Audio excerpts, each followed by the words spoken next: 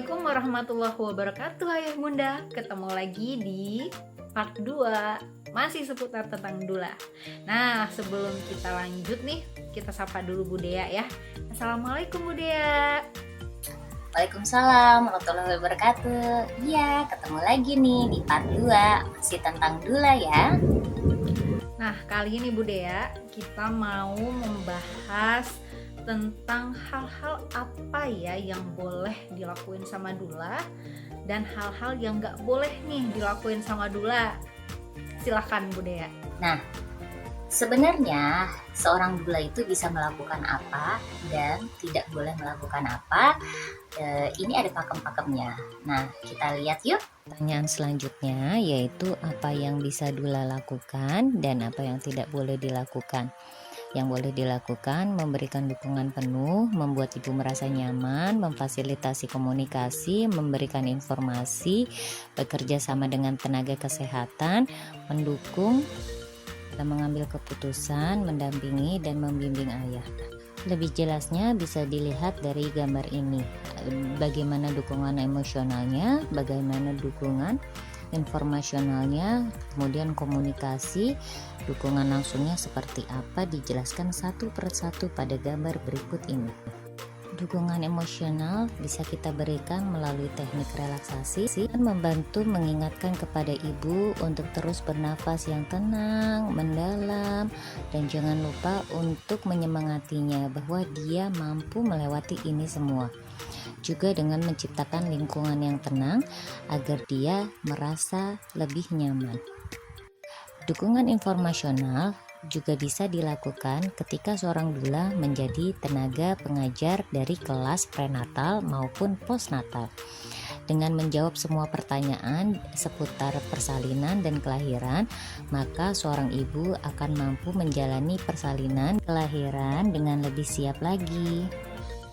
Secara komunikasi, Dula dapat memelihara komunikasi positif dengan dokter, bidan, dan perawat. Dula juga mendukung keputusan apapun yang akan diambil oleh pasangan tersebut. Dula juga dapat membantu wanita menjadi advokat bagi dirinya sendiri. Ketika mendampingi persalinan, maka Dula akan memberikan dukungan secara langsung, seperti membantu berjalan dan merubah posisi, memberikan pijatan, hidroterapi, maupun dukungan untuk menyusui ketika sesudah melahirkan.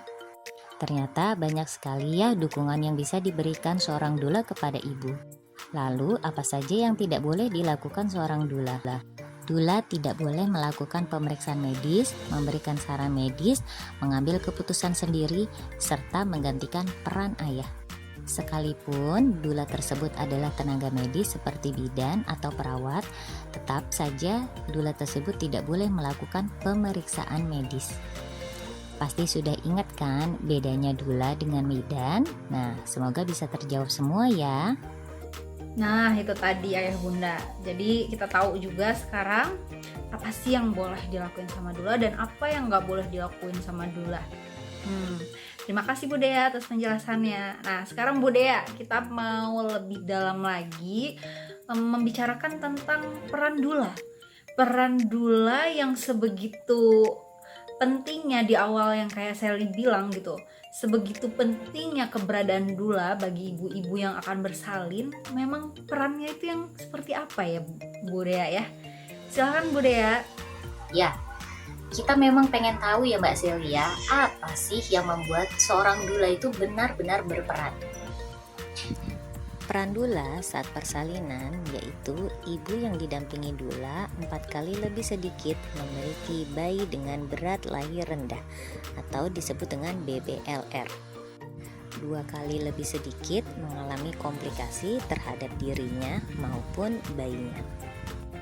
Yang tidak kalah penting yaitu secara signifikan cenderung dapat menyusui bayinya karena seorang ibu didukung langsung oleh seorang Dula. Ibu yang mengalami persalinan yang nyaman cenderung mampu menyusui bayinya secara langsung. Manfaat lain pemberian dukungan selama persalinan dapat meningkatkan angka persalinan spontan, waktu persalinan lebih pendek, menurunkan angka kejadian operasi sesar, persalinan dibantu dengan forceps, vakum, atau penggunaan obat pereda nyeri selama persalinan, agar skor pada bayi lebih rendah, kemudian perasaan negatif akan ketakutan selama persalinan. Berdasarkan penelitian, kelompok wanita yang mendapatkan dukungan saat melahirkan 9% lebih sedikit memerlukan obat pereda nyeri. Itu juga yang menyebutkan kelompok wanita yang mendapatkan dukungan melahirkan 31% lebih sedikit menggunakan oksitosin sintetis atau yang biasa digunakan sebagai induksi persalinan. Penelitian lainnya juga menyebutkan wanita yang mendapatkan dukungan saat melahirkan 34% lebih sedikit memandang pengalaman persalinannya secara negatif.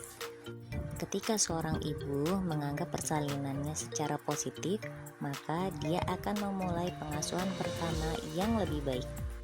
Masya Allah, ternyata banyak sekali manfaat dari doula yang bisa kita ambil untuk ibu yang akan bersalin. Wah, Masya Allah, ternyata seperti itu perannya. Dan pantas saja ibu-ibu yang bersalin membutuhkan doula ini, karena memang perannya sangat berarti dalam proses persalinan seorang wanita. Nah, ngomongin tentang peran, kita udah menyiapkan sesuatu yang spesial untuk ayah bunda sekalian. Ini adalah kisah dari seorang ibu yang menggunakan jasa doula dalam persalinannya, dan doulanya adalah Bu Dea. Oke, berikut kisahnya. Selamat menyaksikan. Halo, Assalamualaikum. Aku Fani. Aku mau sharing sedikit tentang pengalaman aku menggunakan doula. Jadi, aku di 2016 itu hamil anak ketiga dengan riwayat 2 kali sesar di anak ke-1 dan kedua. Aku pengen banget di kehamilan anak ketiga ini pengen lahiran normal, ceritanya gitu. Nah, searching di Google akhirnya ketemu yang namanya doula. Aku sih agak asing pada saat itu ya, di 2016 kayaknya baru kali itu dengar kata-kata doula. Aku coba baca-baca, nah ternyata doula itu adalah pendamping persalinan. Nah, kayaknya menurut aku waktu itu, aku tuh kayak butuh deh pendamping persalinan secara di kehamilan pertama kedua. Niatannya juga pengennya normal, tapi ujung-ujungnya tetap sesar, mungkin karena kurang ilmu kali ya. Jadi di kehamilan yang ketiga ini, akhirnya aku memutuskan untuk menggunakan doula.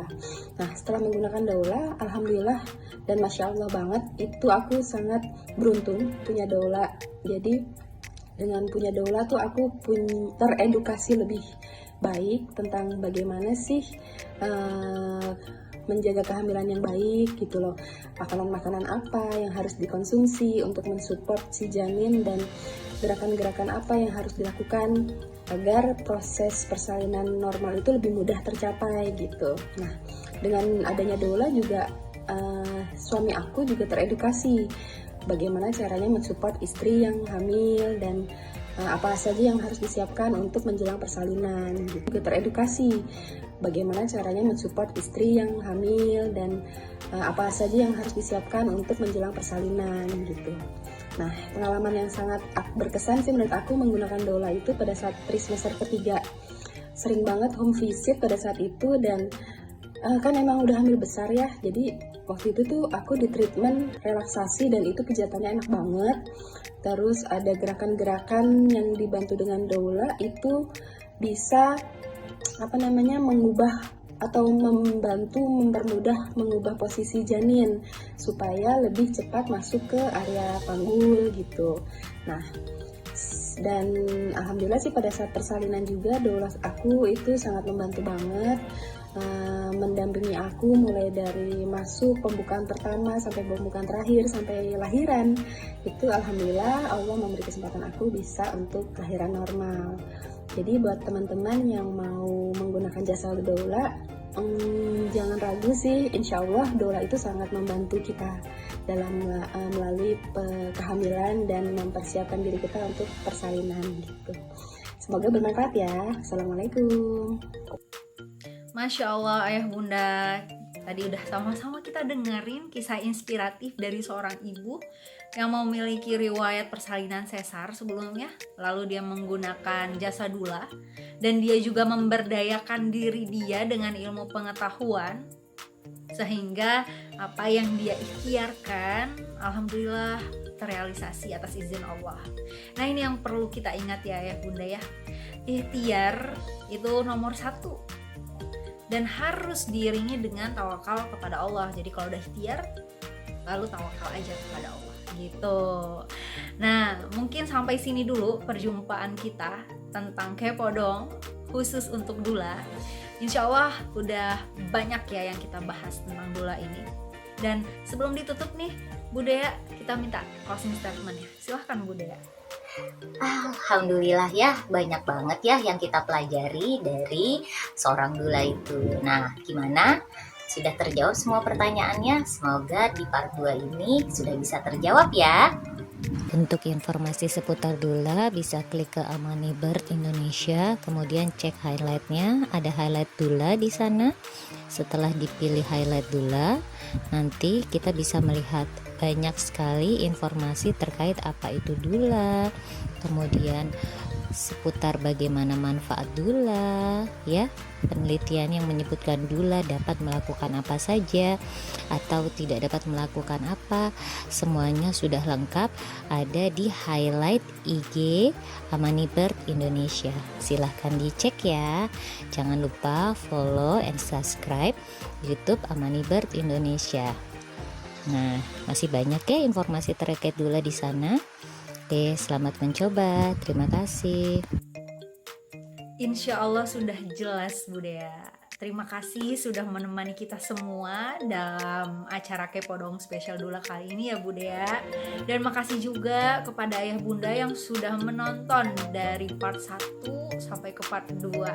Semoga bermanfaat dan mohon maaf kalau ada salah kata dan sikap. Oke, kita tutup dulu spesial Dula kali ini. Wassalamualaikum warahmatullahi wabarakatuh.